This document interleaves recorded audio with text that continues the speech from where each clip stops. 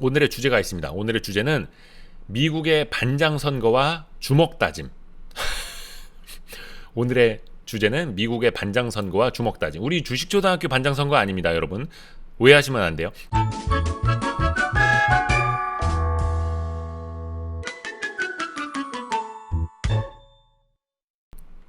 자, 그 미국의 반장 선거 내용 볼게요. 그리고 좀 있으면 이제 미국의 주먹 다짐 얘기할 겁니다. 자, 우리 저 주식초등학교 얘기는 아니니까 오해하지 마시고요.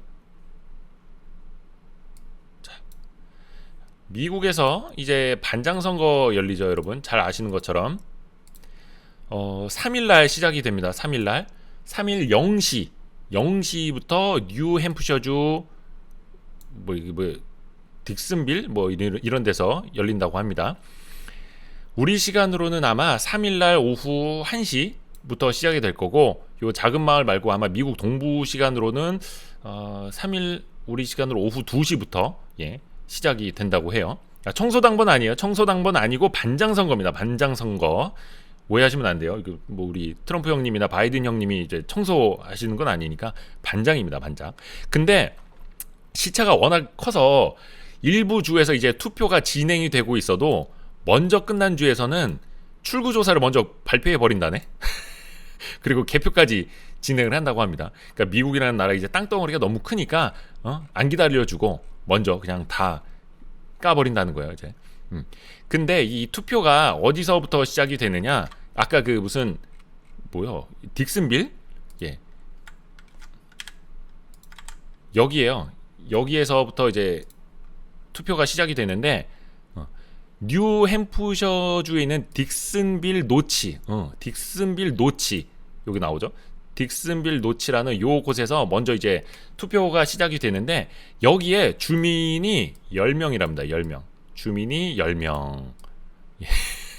주민이 10명 있는데 여기가 왜 맨 먼저 뭐 새벽 0시에 그 투표를 한다 그러네? 왜냐면은 여기가 무슨 광산 마을이라고 하는데 새벽 일찍 투표하고 일찍 일하러 나가는 그런 전통이 있어서 이 딕슨빌 노치 미국 동부에서도 오른쪽 거의 끝에 있더라고요. 그래서 여기서부터 투표를 하는데 주민이 10명인데 2016년 대선 때 여기서 6명이 투표를 했다고 합니다. 10명 중에서 6명이 투표를 했다. 왜냐면 뭐 미성년자가 있을 수도 있고요. 뭐 4명은 이제 선거권이 없는 뭐 미성년자일 수도 있고, 그래서 6명이 지난해 투표를 딕슨빌 노치라는 곳에서 했다고 합니다. 그리고 근데 이게 제가 10명이라고 말씀드렸잖아요, 주민이. 근데 또 이게 나오냐? 취재진이 더 많아. 전체 그 유권자가 6명인데 취재진이 더 많아. 취재진이 더 많이 몇 명이야? 하나 둘 셋 딱 봐도 여기 주민 10명보다는 취재진이 훨씬 더 많아 보이죠. 그래서 이 전국적인 미국의 전국적인 그리고 글로벌 스포트라이트를 제일 먼저 받는 그 뉴햄프셔주 딕슨빌 노치라는 거고요. 여기에서 개표도 초스피드로 이루어집니다. 개표도 초스피드로 이루어집니다. 보세요. 벌써 개표 다 했어. 벌써 개표 다 했습니다. 자, 짠, 여기 비어 있습니다. 투표함 비어 있는 거 보이시죠? 자, 6표만 이제 개표를 하면 되기 때문에 이제 투표 끝나자마자 바로 개표하는 겁니다. 투표 끝나자마자 바로. 2016년에는 그래서 여기서 힐러리 누님이 4표, 트럼프 형님이 2표 해서 여기서는 힐러리가 승리를 했었다고 합니다. 뭐 무슨 의미가 있겠냐면은 자, 근데 잠깐만.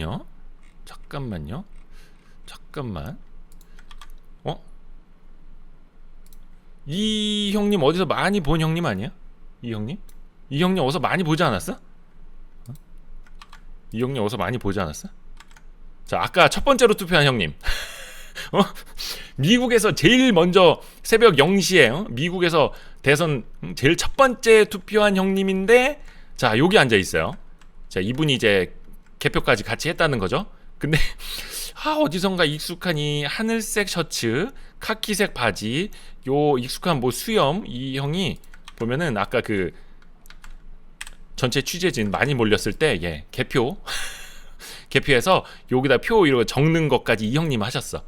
투표도 하고 개표도 하고 상황판 정리도 하고. 그러니까 인구가 주민이 10명밖에 없다 보니까 그중에 이제 유권자가 6명밖에 없다 보니까 이제 투표도 하고 개표도 하고 참관인도 하고 예. 아주 중요한 형님이요, 이 형님. 미국 대선에선 정말 없어서는 안 되는 형님입니다. 그래서 이 형님이 일찍 일어나서 투표하러 가는 이유가 있어. 전 세계 스포트라이트 이 형님이 다 받는 거 아니야? 아마 잠깐만 얼굴 한번 다시 보자. 얼굴 한번 다시 보자. 그래서 이번에도 이 형님이 제일 먼저 투표했는지 여기 약간 브라운 헤어에 수염도 이렇게 덥수룩하고 이 형님이 약간 이제 배에도 나오고 이 형님이 제일 먼저 투표하는지 이번에도 한번 재밌게 보면은 좋을 것 같아요. 아무튼 이제 별로 쓸데 있는 얘기는 아니었는데 나는 왜 이런 게 더 관심이 있는지. 자, 미국의 대통령 선거 일정 아까 얘기를 해드렸잖아요. 11월 3일. 이게 복잡해. 11월에 첫째 월요일이 있는 주의 화요일.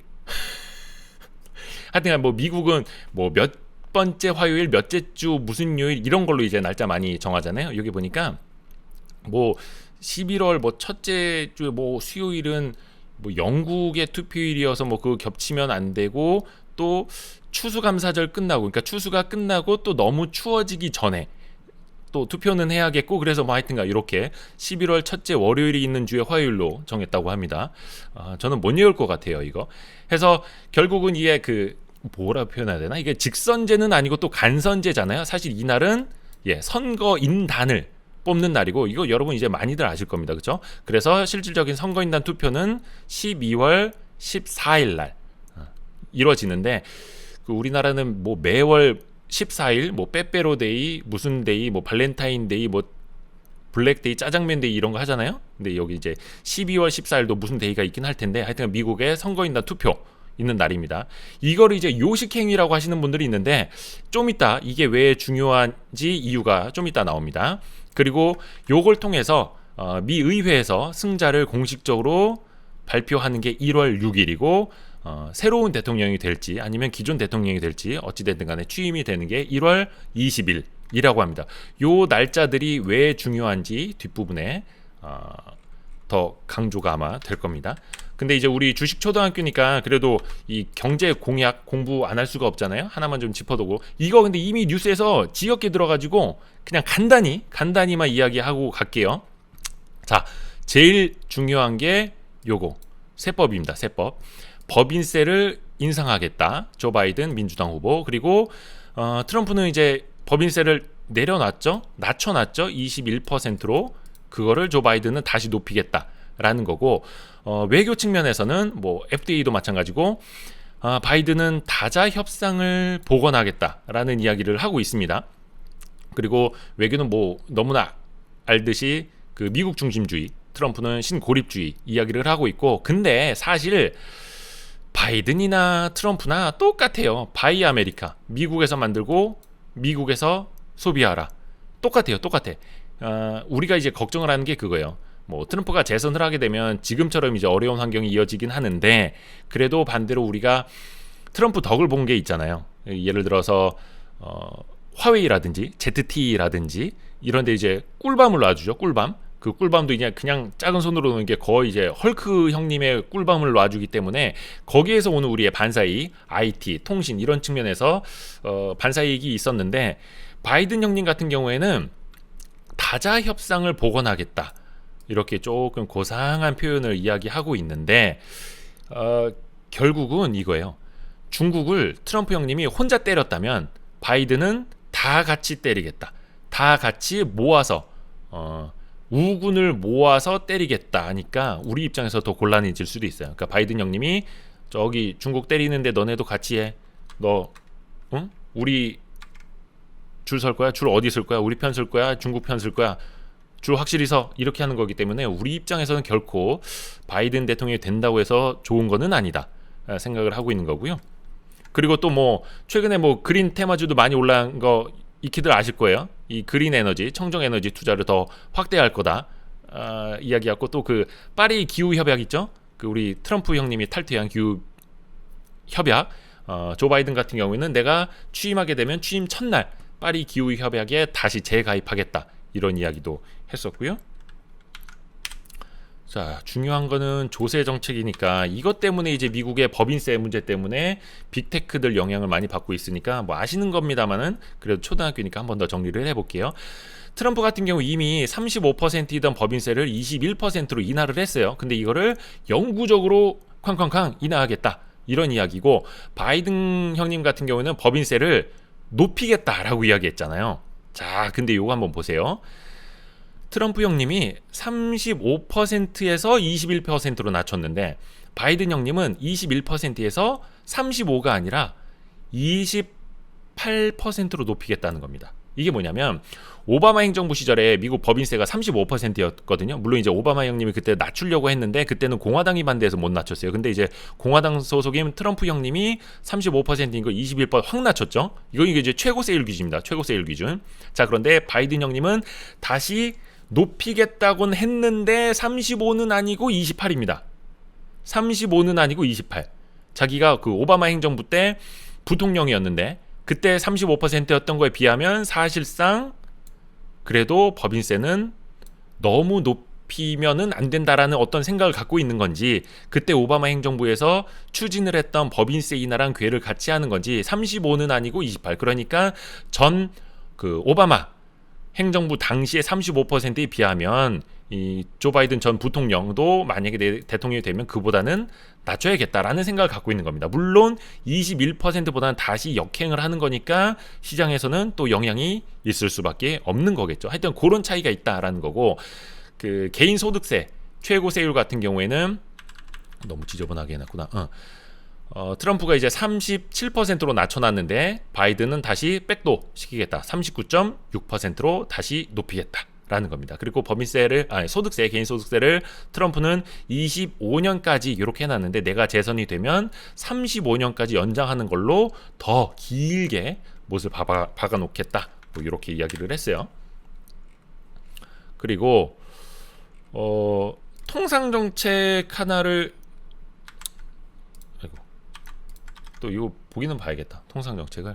왜냐하면 아까도 이야기를 한 것처럼 바이든 같은 경우는 동맹국과 협력하여, 그렇죠? 트럼프는 그냥 혼자, 바이든은 동맹국과 협력하여. 그러면은 트럼프는 중국하고 혼자 싸웠는데 바이든은 중국하고 같이 싸우자고 대한민국에 손을 내밀어. 와, 그럼 어떻게 해야 돼? 난감하겠죠? 그리고 FTA 얘기만 해야겠구나. 트럼프는 그 기존 FTA에 대해서 막 되게 비판적이었잖아요.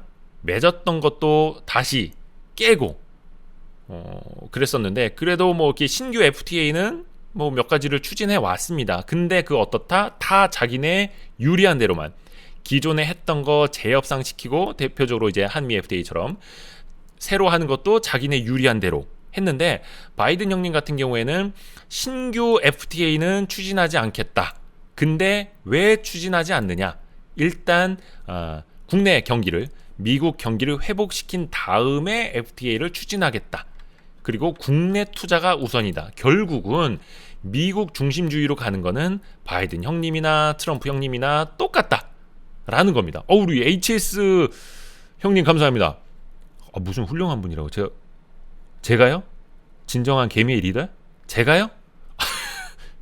개형 아니고? 맹철이 형 아니고? 제가요? 감사합니다. 우리 제가링님. 제가요 그랬는데 우리 또 제가링님이 쏴주셨네.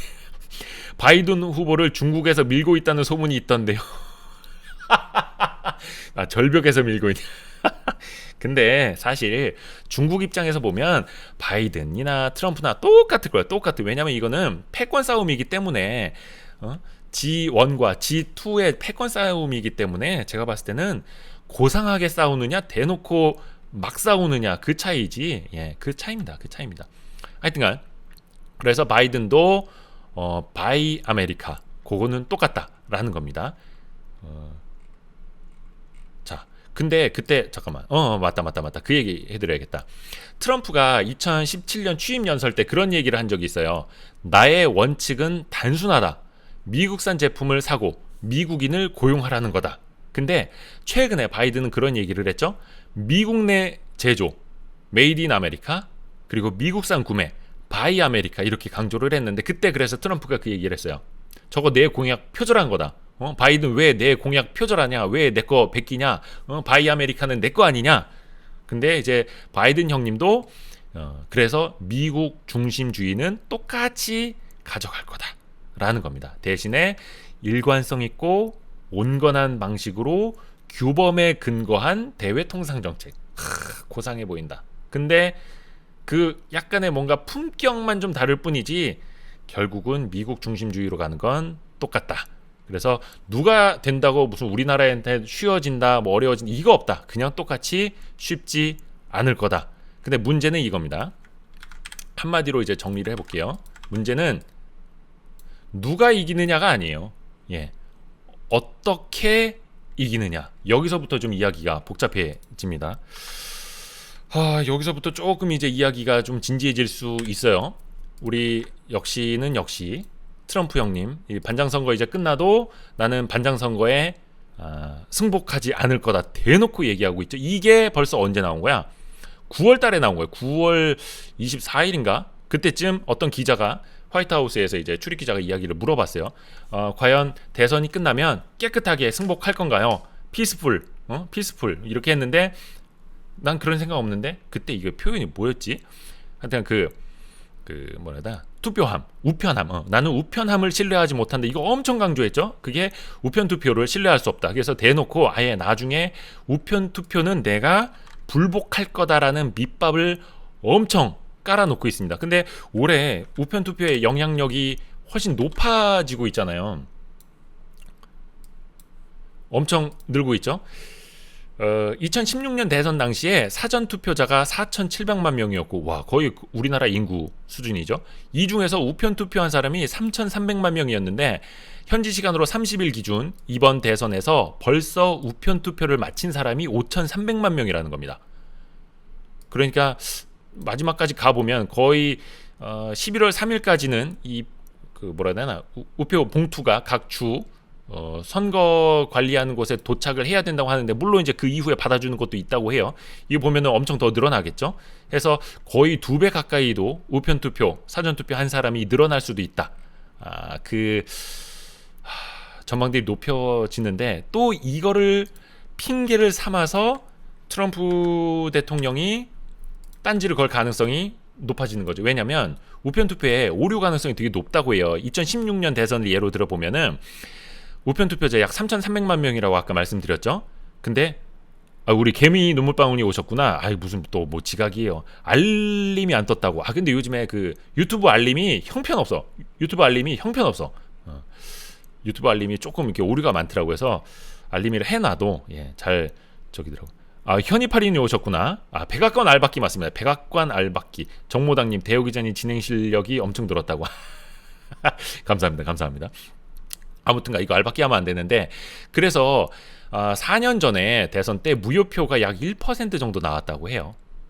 그 이유가 뭐냐면 서명을 제대로 쓰지 않거나 그리고 발송 기한 빨리빨리 보내야 되는데 늦게 보내가지고 무효표 처리된 게 약 1% 정도가 된다고 하고 그리고 이 1%에 들어가는 것 말고 아예 보낼 때부터 배송지 주소를 잘못 적어서 보낸 게 1.4% 정도 뭐 이사 갔다거나 뭐 이런 거 그리고 아예 용지 자체가 불량이었던 게 2% 정도 요렇게 되다 보니까 이거 우편 투표 나는 못 믿겠다 이렇게 트럼프 형님이 밑밥을 깔고 있는 거죠. 실제로 미국에서도 우려가 커지고 있습니다. 우리 성무경 형님 감사합니다. 코디 2번 먹은 거 일부 보냅니다. 코디? 오 잠깐만 그 기업 탐탐했던 그 코디? 그 코디예요? 모르겠네. 아무튼 저 요즘에 그 주가를 잘 안 봐가지고 아무튼 감사합니다 형님. 코리아 디스카운트? 미치겠다. 우리 존버홀딩스 형님이 코디 그러니까 코리아 디스카운트. 코디 상한가 갔었어요? 잠깐만. 너 요즘에 코디 주가를 못 봐가지고.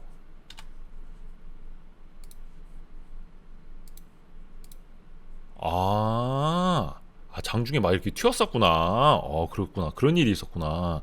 제가 요즘에 코디 주가를 못 봐가지고 아무튼 코디라는 회사가 있어요. 그냥 제가 그 기업 탐방을 갔다 왔는데 거기가 옛날에 되게 좀 어려웠었어요. 재무적으로 좀 어려운 일이 있어서 거래 정지 당했다가 거래가 이제 그 다 뭐라 해야 되나 재무적인 이슈가 해소가 돼가지고 거래 재개가 됐는데 그 화장품 케이스 만드는 회사인데 굉장히 조금 개선이 되고 있어요. 그 이야기입니다. 그래서 혹시 관심 있으신 분들은 그 코디 기업 탐탐 코디 편을 한번 보시면 되고 거기 댓글 보면 어떤 분들이 자꾸 거기 사장님이 왜 쓰레빠 신고 인터뷰를 했냐고 왜 쓰레빠 신고 인터뷰를 하냐고 근데 악플이 달리더라고. 그 삼선 아디다스 쓰레빠 우리 신민성님 기억하네. 신민성님 기억하네. 근데 거기가 공장하고 이어지는 사무실이에요. 근데 여러분이 이제 모르겠다 그런 제조업 다니시는 분들은 잘 아실 텐데 그 클린룸을 운영하는 공장하고 이어지는 사무실은 거기서는 실내화를 다 신게끔 돼 있어요. 그래서 거긴 누가 들어가도 다 실내화를 신어야 되는 건데 왜 저기 사장이 쓰레빠 신고 인터뷰했냐고 막 댓글로 막 악플 달고 막 나 정말 아주 그래서 제가 또 댓글로 일일이 달았어. 저희 클린룸 공장하고 이어지는 사무실에서는 다 실내화를 신게 돼 있습니다. 그래서 있는 그대로 촬영을 한 겁니다. 그래서 그때도 우리 그 코디 사장님이 이거 슬리퍼 신고 나가도 되냐? 근데 제가 있는 그대로 하셔야 된다고. 아무튼 우리 저기 미국 반장 선거 얘기하다가 또 옆으로 샜네. 이거 얘기해야지. 하여튼간 월가에서는 이렇게 우려를 해요. 뭐냐면 자 보시죠. 박빙의 승부가 나서 그날 밤에도 승자가 누군지 모를 수 있다는 게 가장 큰 위험이다. 이 때문에 투자자들이 테이블에서 칩을 빼고 해지 포지션을 늘리고 있다. 그러니까 칩 판돈을 빼고 위험 분산을 하고 있다. 뭐 커먼웰스 파이낸셜 네트워크에 뭐 이렇게 투자운용 본부장 이야기를 이렇게 했다고 합니다. 실질적으로 미국에서 이거에 대한 우려를 많이 하고 있다는 거고요. 자 여기서 더 큰 위험이 나옵니다. 뭐 그냥 단순히 누가 징징거리고 반장 선거에서 이제 반에서 쌈나고 뭐 이 문제가 아닙니다. 보면 신용 등급까지도 강등이 될 수 있다라는 겁니다. 피치가 3대 그 국제 신용 평가사죠. S&P 그리고 무디스, 피치. 트럼프가 불복하면 지금 트리플 A인 국가 신용 등급을 하향 조정할 수 있다. 면밀히 주시하겠다 이렇게 경고를 했어요. 그리고 앞서서 피치가 지금 뭐냐면요. 그러니까 신용 등급을 낮출 때 그냥 등급부터 빵 떨어뜨리는 게 아니고 우선은 전망을 내립니다. 전망을 긍정적에서 뭐 부정적으로 내린다든가 이렇게 전망을 먼저 내려놓고 그 다음에 실질적인 등급을 내리는 거거든요. 이거는 회사채 신용등급 할 때도 똑같아요. 우선은 전망부터 내리고 그 다음에 등급 내리는 겁니다. 물론 그거 없이 그냥 한 방에 내리는 경우도 있는데 그거는 되게 좀 보기 드문 사례고요. 그래서 피치가 미국의 공공재정이 약화되고 신뢰할 만한 재정 강화 계획이 없다는 이유로 이미 지난 7월에 전망을 안정적에서 부정적으로 하향 조정한 바 있습니다. 그러니까 미국의 실질적인 신용 등급을 떨어뜨릴 수 있는 사전 준비를 지난 7월 달에 해놓은 겁니다. 그러니까 그 이후에 대선 불복 사태까지 벌어지면 진짜로 신용 등급까지 낮출 수 있다라는 거를 풍겨놨다는 겁니다. 물론 그런 일이 없어야죠. 이거는 아마 최악의 사례를 감안한 걸 겁니다. 그런 일 없어야죠. 자, 그런데 요거 하나 보여드릴게요. 요게 언제냐? 2011년 8월입니다. 2011년 8월에 어떤 일이 있었느냐? 그때가 2011년 8월 5일이었을 겁니다. 미국 시간으로. 유가영님, 어서 오십시오. 뭐 느끼느냐? 지금 봐도 아무짝에 쓸데없는 얘기만 하고 있었습니다. 아무튼 요때가 언제냐? 미국의 신용 등급이 강등된 때입니다. 요때 S&P였을 거예요. S&P가 트리플 A에서 AA 플러스로 신용 등급을 떨어뜨렸었죠. 아유, 우리 현이파리님 감사합니다. 현이파리님. 누가 되든지 조용히. 맞습니다. 그럽니다. 누가 되든 상관없어. 다 미국 애국자고 다 미국을 잘 먹여 살릴 회사가 아니라, 예, 미국을 먹여 살릴 대통령이 될 거야. 다 훌륭하신 분들인데, 그래서 누가 되느냐가 아니라 어떻게 되느냐, 어떻게 끝내느냐가 더 중요한. 그래서 이걸 이제 우리가 공부하고 있는 건데, 이때 S&P가 그때 아마 미국의 글로벌 금융위기 이후에 각국에서 막 재정 투입을 엄청나게 했을 때 유럽발 재정 위기가 터졌었고, 그리고 또 미국에서도 재정 상태가 좋지 않아서 2011년 8월 5일 날 신용 등급이 이렇게 강등이 됐던 날입니다. 이때 어떻게 됐었느냐?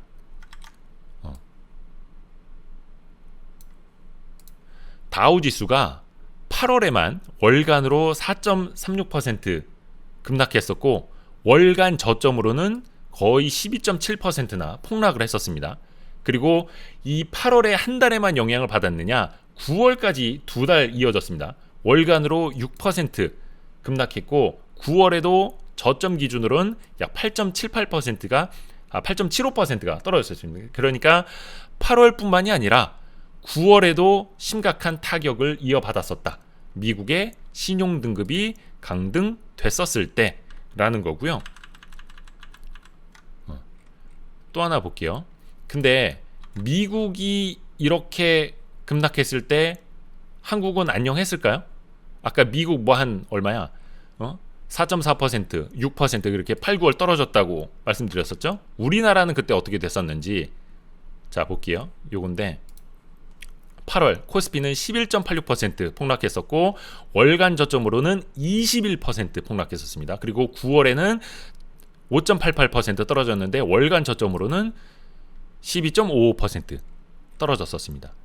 이거 저 코스닥 아니고요. 예, 코스닥 아니고 코스피 얘기입니다. 미국의 신용등급 강등 직후에 코스닥 같은 경우에는 하루입니다. 요게 이제 우리 시장에 처음으로 반영된 게 우리 시간으로 이제 8월 8일이었는데 2011년 8월 8일 코스닥 장중 거의 11% 급락했었고, 그 다음 날도 장중 12.57% 폭락했었습니다.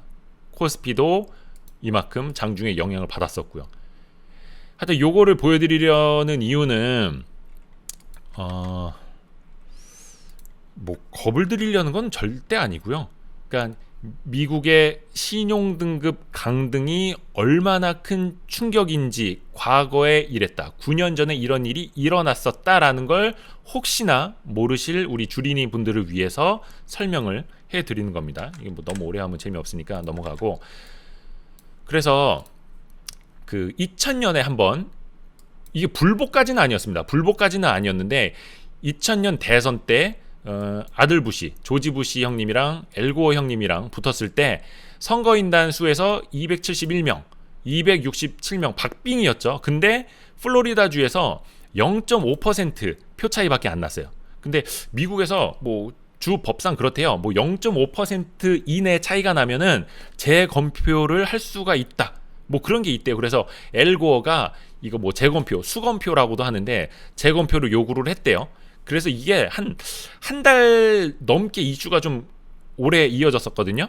그래서 뭐 이거를 주 법원에다 내야 되냐, 뭐 그래 연방 대법원에 내냐, 뭐 기각이 한번 됐고 뭐 한번 다시 재항고하고 뭐 그래서 그랬는데, 최종적으로는 미국 시간으로 12월 12일에 연방 대법원에서 기각을 했고, 그 다음 날 엘고어 형님은 조금 신사예요. 엘고어 형님은 그 환경 문제에도 관심 많이 갖고, 예, 전 세계적으로도 막 환경 운동도 많이 하는 엘고어 형님. 우리 문화인류학도님 오셨구나. 감사합니다. 감사합니다. 머리로는 할인 이벤트, 가슴으로는 손절칠까. 무한반복. 이게 인간인 이상 똑같습니다. 인간의 심리는 똑같습니다. 아무튼 엘고어 형님은 신사여서 바로 이제 패배를 승낙을 해서 딱 한 달 갔습니다. 이 이슈가 한 달 갔는데, 그 한 달 11월에 다우가 5%, S&P 500 8% 급락을 했는데, 나스닥은 어떻다? 22.9% 11월 월간입니다. 이렇게 폭락을 했었다. 이거는 신용등급 이슈가 아니에요. 신용등급 아까 그 이슈는 2011년 거를 보여드린 거고 대선하고 상관이 없는 거였고, 이번에는 온리 대선 이슈로 해서 미국의 반장선거 때 이렇게 불복 까지도 아니었고 잠깐 요런 게 불거지면 요 한 달 동안 시장이 이렇게 큰 영향을 받았었다. 어이구 우리 달콤님 재밌게 본다고. 재미는 없는데 그래도 감사합니다. 또 말이라도 이렇게 해주셔서 너무 감사합니다. 이번에도 그런 일이 없어야 되는데 혹시 모르니까 최악의 시나리오를 한번 볼게요. 이건 진짜 혹시 몰라서 보는 거예요. 혹시 몰라서.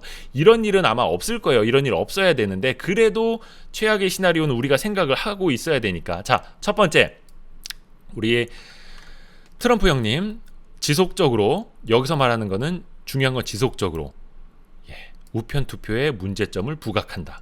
이미 한 달 전부터 밑밥 깔기 시작했죠. 도란프 형님.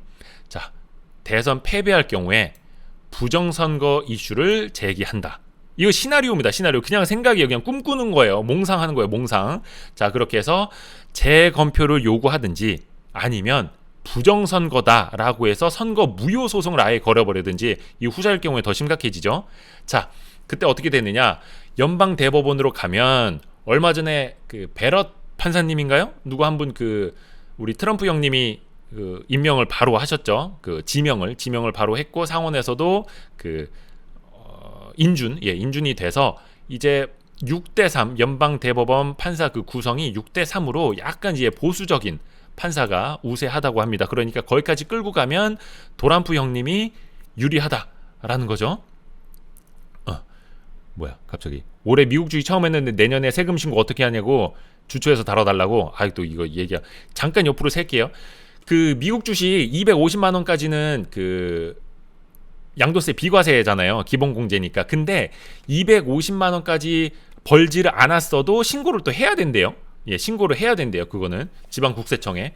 그리고 250만 원 넘는 거는 당연히 이제 세금을 내야 되니까 세금 신고를 해야 된다고 하는데, 몇몇 증권사들은 그 세금 신고 대행 서비스를 하는 증권사들이 있어요. 고객센터에다가 혹시 해외 주식 양도세 신고 대행 해주나요? 물어보면 됩니다. 해주면은 거기한테 전산으로 처리해달라고 하면은 되게 쉬운데, 그걸 안 하는 증권사들도 많아요. 안 하는 증권사는 실제로 뭐라 해야 되나, 세무사 찾아가서 아니면 이제 지방 세무서 찾아가서 직접 양도세 신고를 해야 됩니다. 아무튼 다시 본론으로 돌아올게요. 역시 주식 초등학교 참 왔다 갔다 많이 합니다. 어디까지 얘기했더라? 그래서 만약에 재검표 소송을 걸거나 선거 무효 소송을 걸게 되면은 12월 14일로 예정된 선거인단 투표가 연기될 수도 있다. 그러면은 11월 3일 투표를 해 놓은 거는 아무짝에도 쓸데없는 일이 돼버릴 수도 있겠다라는 겁니다. 굉장히 좀 위험한 일이 되는 거죠. 여기에서 그럼 만약 어떻게 될까를 한번 볼게요. 미국 수정헌법 12조를 보면 요거는 이제 대통령을 언제까지 뽑지 못했을 때의 가정입니다. 미국 선거인단이 538명이에요. 희한하죠? 뒷자리가 짝수예요. 아니 우리 하다못해 복면가왕을 봐도 복면가왕의 투표인단이라고 해야 되나? 패널들 홀수거든요, 당연히. 근데 여기는 짝수예요, 선거인단이. 이게 뭐 미국의 하원 인원수 더하기 미국의 상원 더하기 뭐 워싱턴 DC에는 뭐를 더해서 뭐 이렇게 된다고는 하는데, 과반이 되려면 270표를 얻어야 되는 거고, 요 538을 2로 나누면 269잖아요. 그러니까 이론적으로는 269명씩 동률이 나올 수가 있는 거예요. 이론적으로. 그렇게 되면은 어떻게 되느냐? 하원이 부통령을, 하원이 대통령을, 상원이 부통령을 선출하게 된다고 해요. 이 동률일 경우에는. 그러니까 캐스팅 보트를 이렇게 행사하게 되는 건데요. 트리마제님이 제가 누군지 물어봤어요? 저 그냥 그냥 기자놈입니다. 기자놈. 그냥 흔한 기자입니다. 흔한 기자. 아무튼 그렇게 해서 근데 하원에서는 하원 의원이 제가 알기로는 435명인가? 엄청 많거든요. 근데 50개 주를 대표하는 한 명씩 모여서 50명이서만 워싱턴에 모여서 대통령을 과반수로 선출하게 된다라는 겁니다. 그리고 여기 내려갔구나. 만약에 또 1월 20일까지 대선 승리자를 확정하지 못할 경우에는 연방 하원 의장이 임시 대통령직을 맡는다고 해요. 근데 지금 연방 하원 의장이 누구예요? 트럼프의 숙적이죠. 낸시 펠로시 민주당 의원. 그 예전에 트럼프 대통령이 연설하고 있을 때 그 뒤에서 연설문을 이렇게 찢어버리던 누님 낸시 펠로시 누님이 민주당 하원 현재 의장이다. 물론 11월 3일 날 하원 선거까지 같이 열리기 때문에 어떻게 될지는 모르겠는데 그때까지 뭐 의회 구성이 안 되고 새로운 의회가 이제 뭐 출범을 못 하고 뭐 미국의 대선 뭐 불복하고 그러면은 기존의 하원 의장이 계속 갈 수도 있겠죠. 뭐 물론 이 어떻게 될지 모르겠습니다. 가봐야 되는 거고. 그래서 이렇게 되면은 정말 이거는 우리 이제 속된 말을 써도 되는지 모르겠는데 아사리판 나는 겁니다. 아사리판 나는 겁니다. 그래서 이런 시나리오는 펼쳐지면 안 된다. 아까 본 그 낙폭도 그렇고 2011년, 2000년에 펼쳐졌던 그 낙폭도 그래서 오늘의 결론 이겁니다. 누가 이기든 아무나 이겨라. 뭐 아무나 이겨라는 아닌데 아무튼 누가 이기든 큰 편 차이로 확실히 이겨야 된다. 즉 불복이든 뭐든 이야기 나오지 못하게 아니면 그냥 이런 말을 이 형님한테 쓸 줄은 몰랐는데 구관이 명관 구관이 명관이라고 그냥 우리 도란뿌 형님이 그냥 이겨서 저기 그래도 저 바이든 형님이 뭐 우편 투표 가지고 저기 하진 않겠지. 그 신사 같은 형님이 빨리 승복 선언하고 도란뿌 형님이 그냥 재선해서 정책이든 뭐든 변하는 것 없이 그냥 해온 대로 조금 우리가 머리가 많이 아프기는 하지만 그냥 도란뿌 형님이 4년 더 이어가든지 아니면 바이든 형님이 이겼을 때 큰 표 차이로 확실히 이겨야 된다. 큰 표 차이로. 또 무슨 신빙성리 나라라 해상 풍경. 또 바이든 형님 이기면 또 뭐 풍력 뭐 태양광 막 날아가고 막 아무튼 그런 이슈가 있습니다. 그래서 누가 이기든 확실히 이겨야 된다. 이게 오늘의 주식초등학교 결론이었습니다.